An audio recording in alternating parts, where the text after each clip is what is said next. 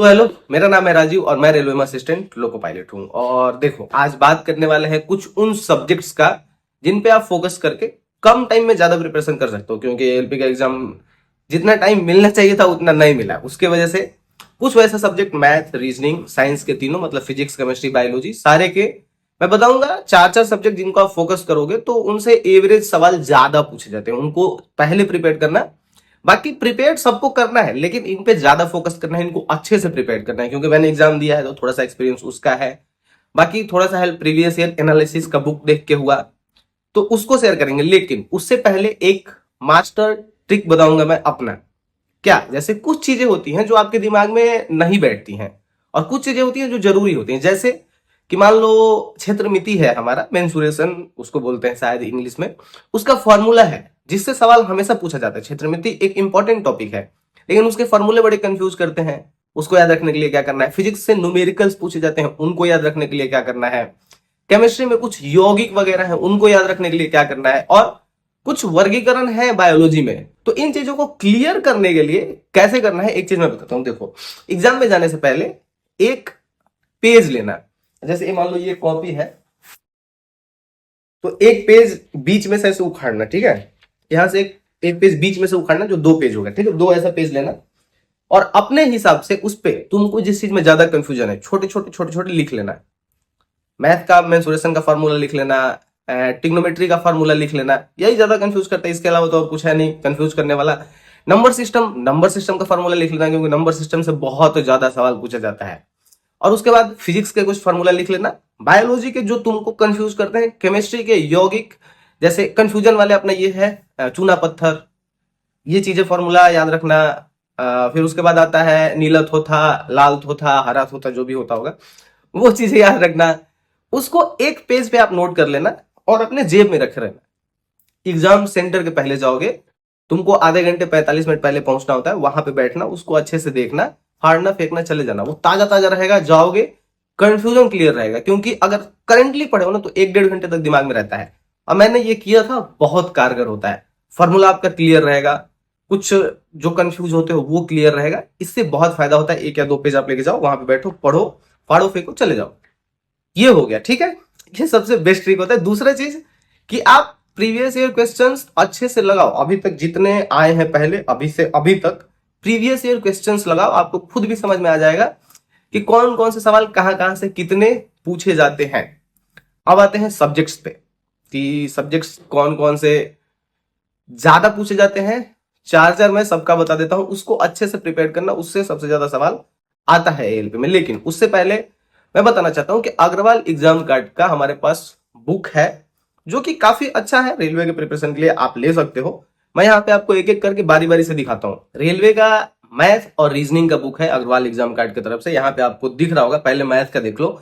इसमें है कि टॉपिक वाइज तो दिया हुआ है, चैप्टर वाइज भी दिया हुआ है और टॉपिक वाइज भी दिया हुआ है, लेकिन अच्छा चीज क्या है कि कौन से एग्जाम में कितना पूछा हुआ है वो चीज अच्छे से दिया हुआ है। जैसे यहाँ पे आप देखो, जेई में कितना पूछा हुआ है, एनटीपीसी में, ग्रुप डी में, एएलपी में कितना पूछा हुआ है, तो आपको इससे समझ में आ जाएगा कि किस टॉपिक से कितना सवाल पूछता है, किस चैप्टर से कौन इंपॉर्टेंट है, जो अभी मैं आगे बताने वाला हूँ, ठीक है? उसके अलावा आपको रीजनिंग का भी बुक मिल जाएगा, अग्रवाल एग्जाम कार्ड का है, यहाँ पे देख लो। अच्छा बुक है, पेजेस वगैरह अच्छे हैं। इसमें भी वही है कि आपको सॉल्यूशन काफी अच्छा दिया हुआ है, बाकी जो चैप्टर वाइज है और आपका एग्जाम वाइज है, मतलब किस एग्जाम में कितना सवाल किस चैप्टर से पूछा गया है, वो सारी चीजें आपको प्रैक्टिस करने के लिए काफी बेटर रहेगा। उसके अलावा इसका जो सॉल्यूशन है वो भी काफी अच्छा है, सॉल्यूशन वगैरह देख सकते हो, गलतियां कम है तो ले सकते हो जाके। इसके अलावा आप जैसे मान लो कि आप एएलपी का एग्जाम दे रहे हो तो साइंस उसमें मोस्ट है, लेकिन जब एनटीपीसी, ग्रुप डी ये सब दोगे तो उसमें जीके वगैरह भी आता है, तो उसके लिए यहाँ पे आपको ये बुक दिख रहा है। इसमें भी सेम वैसे ही कि आप समझ सकते हो इस बुक को देख के कि कौन सा चैप्टर से किस एग्जाम में कितना सवाल पूछा जाता है, तो आप उसको अच्छे से प्रिपेयर करोगे। इसमें प्रैक्टिस करने के लिए सवाल भी है और उसके बाद में व्याख्या भी दिया हुआ है, तो व्याख्या पढ़ोगे तो एक की जगह अच्छे सवाल आपके प्रिपेयर होते हैं। जाकर ले सकते हो, लिंक इनका मैं डिस्क्रिप्शन में डाल दूंगा। बाकी मैंने नोट करके रखा हुआ है यहाँ पे, उसको देख लेते हैं कि कौन सा क्या इंपॉर्टेंट चैप्टर है। जैसे मैथ के लिए मैं आपको लिस्ट दे देता हूं, देखो इसमें एसआई सीआई कंबाइन कर लेना। ये अगर चैप्टर आप प्रिपेयर कर लेते हो सिर्फ इतना ही, तो काफी अच्छे से आपका मैथ हैंडल हो जाएगा। इसके अलावा बहुत सारे और हैं, लेकिन इन पे आपको सबसे ज्यादा फोकस करना है। वैसे रीजनिंग के लिए coding, decoding, blood relation, seating arrangement, और इसके अलावा एक आप देख लेना पिक्चर वाला आते रहता है, पिक्चर वाला 2 सवाल आ जाता है, तो मैं बोलूंगा कि 4 सवाल पिक्चर वाला और कथन निष्कर्ष इनको मिला के आता है। आप इनको अच्छे से प्रिपेयर करके जाना। रीजनिंग वैसे बहुत वास्ट सब्जेक्ट नहीं है। आप आ जाओ फिजिक्स पे। फिजिक्स में देखो कार्य शक्ति ऊर्जा इसलिए इंपॉर्टेंट है कि इससे सवाल भी बनते हैं और न्यूमेरिकल भी बहुत ज्यादा बनता है। तो इसके फॉर्मूला आप जैसे मैंने पेज बताया ना, उस पेज पे इसके फॉर्मूला भी लिख लेना और परिभाषा वगैरह भी आता है वो भी लिख लेना, जैसे गतिज ऊर्जा, स्थितिज ऊर्जा, ये सारी चीजें, ठीक है। इसके बाद प्रकाश, लाइट से आता है, दर्पण वर्पण का सवाल हमेशा रहता है। उसके अलावा विद्युत भी सेम मैंने जैसे बोला कार्य शक्ति ऊर्जा वाला कि इससे थ्योरेटिकल सवाल भी आते हैं और न्यूमेरिकल बहुत ज्यादा पूछा जाता है। और हाँ, फिजिक्स के लिए मैं एक बात बोलूंगा कि आप न्यूमेरिकल्स के लिए बहुत ज्यादा परेशान मत होना, वो बस फॉर्मूला बेस्ड रहता है। आपको थोड़ा सा अगर सेट करने आता है फॉर्मूला पे, फॉर्मूला याद है तो आप इजीली कर ले जाओगे। केमिस्ट्री में तो बहुत ब्रॉड सिलेबस है, लेकिन आप आवर्त सारणी अच्छे से प्रिपेयर करना।